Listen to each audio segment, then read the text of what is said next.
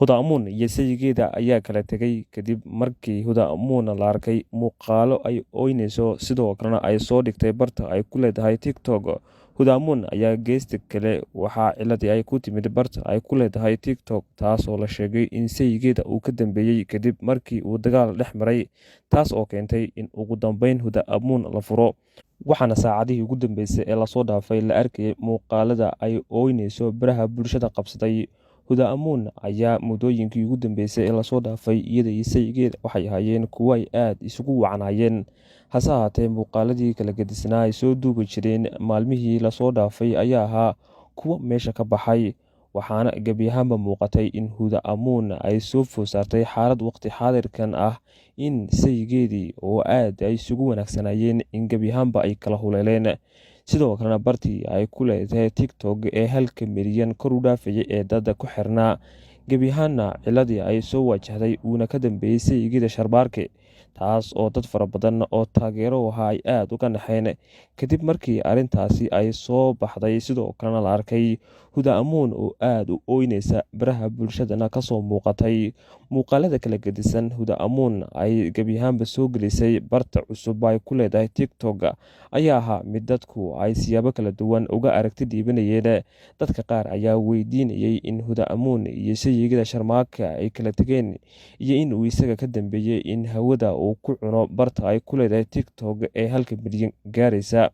Muddooyinkii ugu dambeysay lasoo dhaafay waxaa soo badanayay lamaanaha baraha bulshada ka soo canbaxa aadka loo jecel yahay, kuwaas oo ku dambeeya foolxumo iyo sidoo kale in gebi ahaanba ay kala tagaan.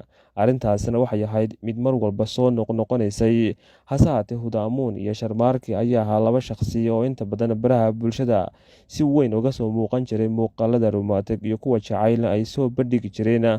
Hase ahaatee khilaafka soo kala dhexgalay iyo kala tagga la sheegayo ayaa ahaa mid baraha bulshada saacadihii ugu dambeysay ku baahay, maadaama ay soo duubtay Huda Amun muuqaalo murugo leh taas oo ay ooynayso, waxaanay ahayd mid asxaabteeda ay fariin u soo dirtay. Si kastaba ahaatee Huda Amun ayaa soo shaac baxday waqtiyo hore, taas oo ahayd shakhsiyaadka baraha bulshada laga bartay iyada oo sameynaysa muuqaalo anshax dara, taas oo ay la sameynayso saygeeda Sharmaarke, laguna bartay iyagoo afka iska dhuuqaya baraha bulshadana ku soo caanbaxay. Waxaana dadka Soomaaliyeed ay ku tilmaamaan Huda Amun iyo Sharmaarke inay yihiin laba shaqsi oo dhaqan xun, ayna ku tilmaameen saygeeda inuu yahay dayuus, taas oo mar walba gabadhiisa oo niikinaysa, sidoo kalena cawradeedu ay bannaanka taalo uu yahay mid ku faraxsan lana soo duubo muuqaal.